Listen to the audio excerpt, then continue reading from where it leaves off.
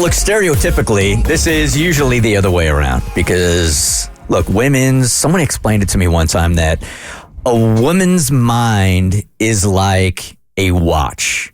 Like on the outside, all you see is like the little hand and the big hand. But if you take that off, then there's all sorts of little pieces that are moving and all working in unison all the time, and it never stops, right? That's why when a man and a woman are on a long drive and there's nothing being said in conversation, the woman will say something like, because she has to say something. So it's going to be something like, so when I die, which one of my friends would you hook up with? No, my favorite is, if I was a worm, would you still love me? Oh, what? Don't ever ask your man what he's thinking because the answer is sports. So in this case, he takes a page out of her book and asks a question he should have never even asked. Well, yes, and it went viral quickly. And it's funny because I feel like me as a man, I was raised to always, I guess in situations like these, never tell the truth.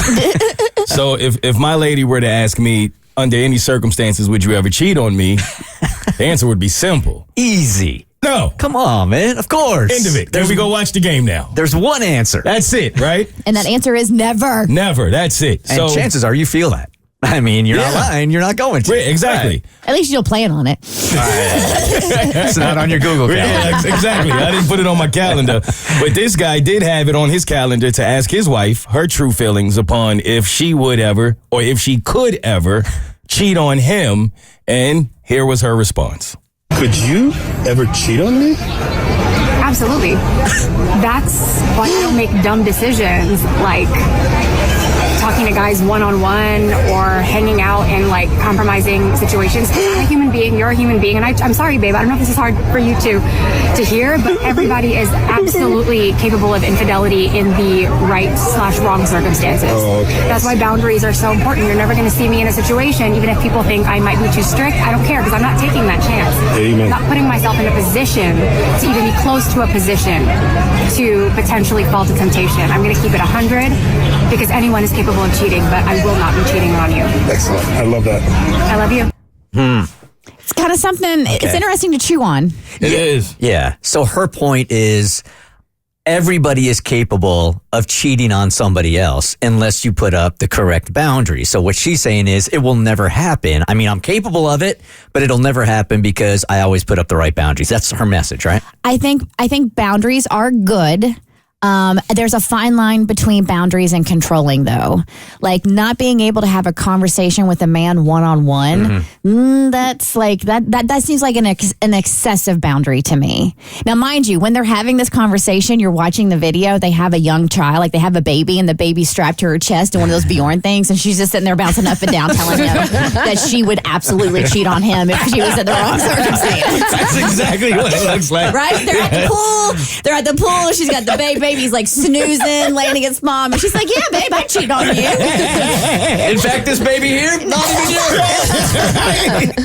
Yeah, I was actually shocked by. I thought when I went to the comments, it would be comment after comment of, "Oh my, no, never. What is she talking about? What?" But it were a lot of people who agreed, who were like, "Yeah, everybody is capable of cheating on everybody," which is why what she is saying makes sense. But there were also a lot of people who were saying it shouldn't matter. Like if I go on vacation, there are going to be attractive people around. I'm going to be with my guy friends or my lady friends.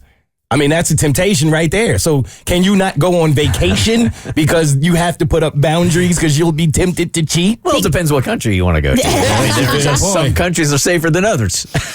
And think about temptations at work. How many people cheat on cheat on their spouse with a coworker? So you can't go to work because there's a temptation there. Also, didn't your former pastor do a sermon on, he called them guardrails? Yeah, it's really, really good. Look up Andy Stanley and guardrails. It is a great sermon on how you really have to be very, very intentional on keeping your guard up and making sure you don't go over those boundaries. It's really great. To me, I think this is almost an extreme way of saying that anybody is capable of anything because I think, again, anybody could be capable of doing anything. Like murder. I could be capable of murder. However, I sometimes think that it could also be led to like a root in your mind. Like am not going to commit murder because I don't have the mind of a serial killer. You know what I mean? Like I might be capable of it, but deep down, like I don't want to kill somebody. So like with the same thing with Good cheating. to know. Thank you. Yeah, you're welcome. Just letting you all know that while we're all in the studio. But do you know what I mean? Like in any circumstance, like I could technically kill someone. I think I could take somebody, but I don't know how I get. Save all that, please. But like when it comes to cheating, like I think deep down, like you at the root would have to want to cheat in some capacity, but you're just saying that in the right circumstances, you would just allow that desire to come out. I think deep down, a lot of people don't want to cheat. I think a lot of people are happy in their relationships and even in certain circumstances wouldn't cheat. I think I pay so much attention to detail that even if she did have a point in expressing herself that way, she didn't have to start with absolutely. Yeah, that was a strong start. She was waiting for that one. Oh, yes. I'm glad you brought it up. The Bert Show.